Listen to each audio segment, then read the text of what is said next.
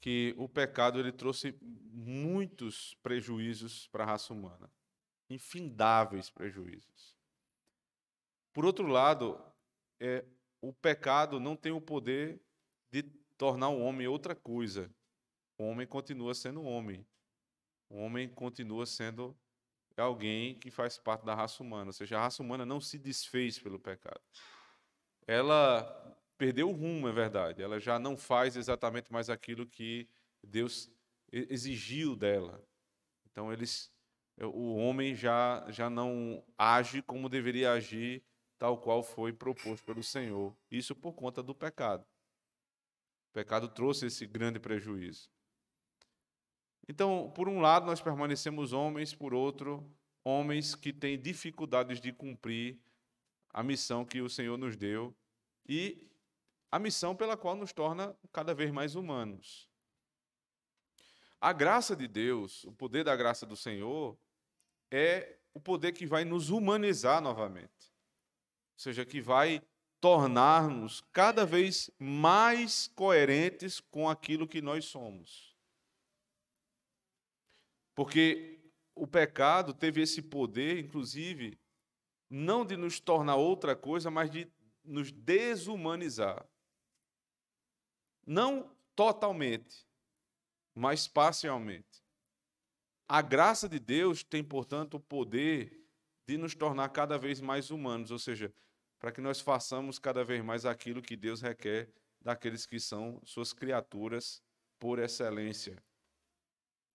E como isso vai se dar? Ele diz, nós não vamos como robôs ou como máquinas, de uma hora para outra, mudar a chave e a gente era desumanizado e passa a ser cada vez mais humano, ou seja, fazer aquilo que Deus quer. Não é assim que funciona. Existe um processo chamado santificação. A graça atua na santificação. Veja, o poder de Deus para nos salvar, ele nos atua de uma vez por todas, na justificação. É um ato único, que não vai ser repetido. É uma vez só, no dia da conversão. Por outro lado, existe um processo pelo qual nós passamos de santificação. E esse processo o Senhor usa a graça, que vai nos ajudar a cada vez mais nos tornarmos aquilo que Deus requer de nós, alcançarmos um pouco mais da estatura e da perfeição de Cristo. Esse processo só termina na nossa morte, quando nós somos plenamente santificados.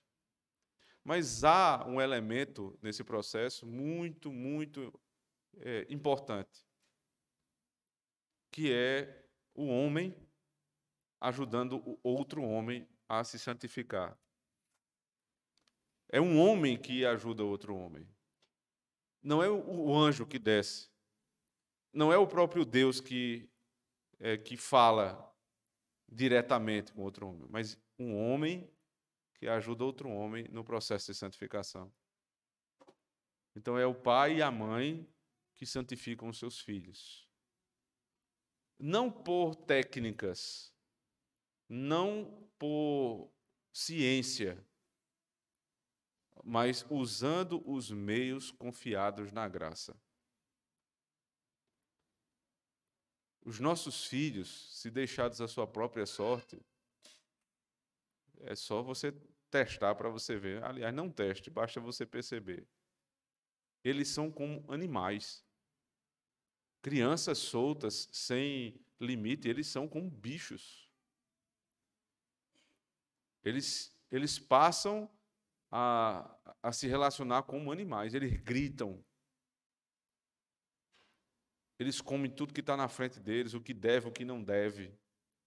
Eles se jogam. Ali é a raça humana vista na sua desumanização. Então a gente não pode achar que a santificação dos nossos filhos se dará colocando-os misteriosamente na igreja e, como num passe de mágica, eles graciosamente vão, no outro dia, estar muito bem educados e santificados. Não é assim. É preciso um trabalho diligente com os nossos filhos. É preciso utilizar da graça, mas não só da graça. É preciso utilizar dos meios, instrução, disciplina, exortação, para humanizar os nossos filhos cada vez mais, retirando-os da corrupção todos os dias, ordenando os instintos, as vontades, os apetites da criança. Você santifica seu filho dando limite ao que ele vai comer.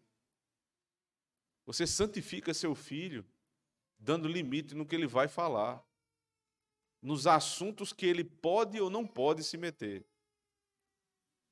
Você santifica seu filho fazendo sentar o tempo inteiro no culto, corrigindo quando é necessário, saindo, voltando, saindo e voltando. Isso é santificação, isso é o processo de santificação de uma criança. Assim como também nós que já somos adultos, devemos sempre nos lembrar que o nosso estado de queda é um estado de desumanização. E que a graça de Deus ela não age a despeito da providência, nem age sozinha sem que os meios sejam utilizados. Então, pessoas que vivem em devassidão, em promiscuidade, em bebedices, em toda sorte de desarranjo moral, elas não podem, né? Essa semana eu vi um vídeo que viralizou e ficou assim meio que cômico. Meio, não é cômico de verdade.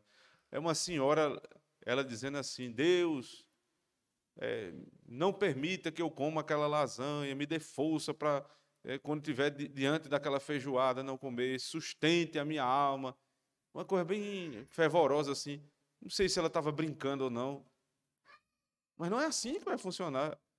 Quer dizer, você tem que parar de comer. Tem que ter vergonha e parar de fazer aquilo que está errado, que está lhe fazendo mal. Então, nós ensinamos isso para os nossos filhos, humanizando-os cada vez mais, e nós também, irmãos, devemos tratar do nosso próprio coração. A santificação não se dará desse modo místico como o mundo evangélico tem visto. Aí eu vou orar para que Deus não permita que eu continue cometendo tal pecado. Em primeiro lugar, nós devemos criar vergonha e parar de fazer aquilo. Pedir ao Senhor, dá-me força, Senhor, porque eu não tenho, mas eu decido parar de fazer aquilo. Confiado na graça de Deus. Ensinando os nossos filhos e tomando posição firme com a nossa própria carne, irmãos, nós vamos nos santificar. Agora, se nós simplesmente ficarmos reproduzindo jargões, nós não vamos para lugar nenhum. Que Deus nos ajude. Amém. Abramos a palavra do Senhor no Salmo 16, versículo 1 apenas.